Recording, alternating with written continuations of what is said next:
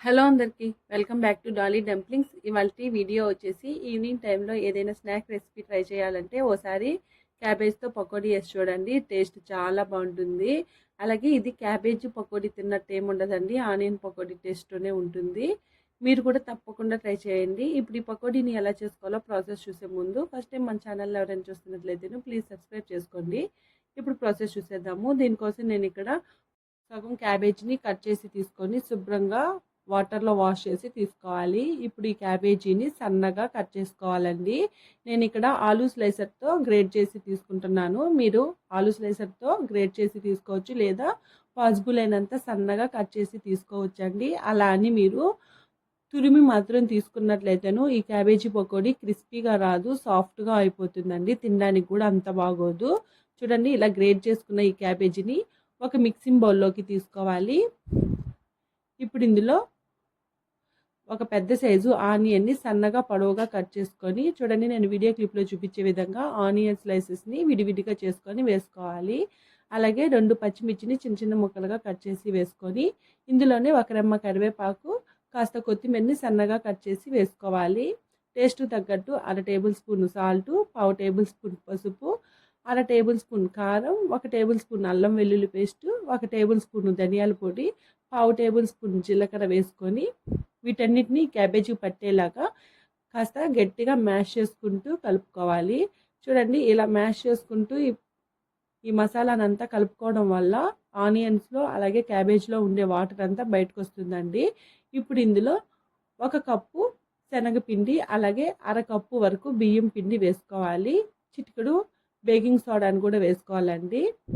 పిండి మొత్తం ఈ క్యాబేజీకి పట్టేలాగా బాగా మిక్స్ చేసుకోవాలి. ఇంకా మీరు వాటర్ ఏమీ యాడ్ చేయాల్సిన అవసరం లేదండి.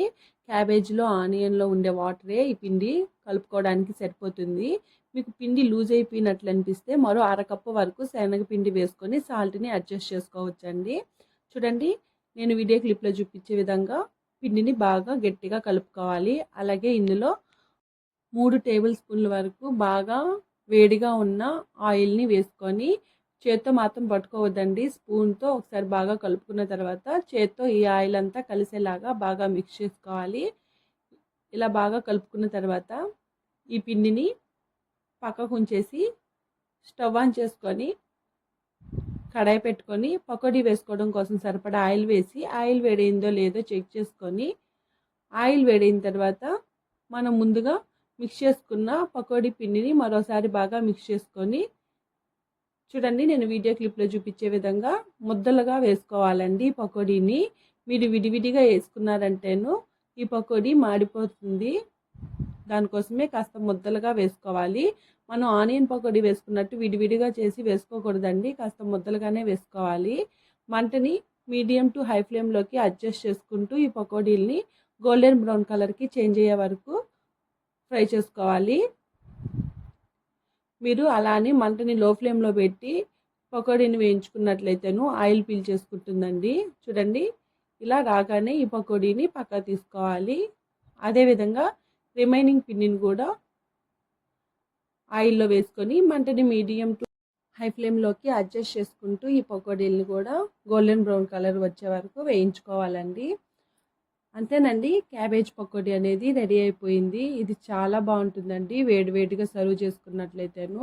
అలాగే ఈ పకోడీ మీరు ఎప్పుడు తినాలనుకుంటారో అప్పుడు మాత్రమే వేసుకోవాలండి. మీరు ముందుగా వేసుకొని అలా పెట్టేశారంటేను ఈ పకోడీలు మెత్తగా అయిపోతాయి.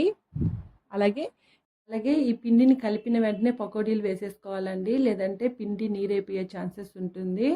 చూసారు కదా క్యాబేజీ పకోడీని ఎలా చేసుకోవాలో, ప్రాసెస్ ఏందో. ఈ వీడియో మీకు నచ్చితే లైక్ చేయండి, షేర్ చేయండి, కామెంట్ చేయండి. మీరు కూడా తప్పకుండా ట్రై చేసి ఎలా కుదిరిందో కామెంట్ చేయండి.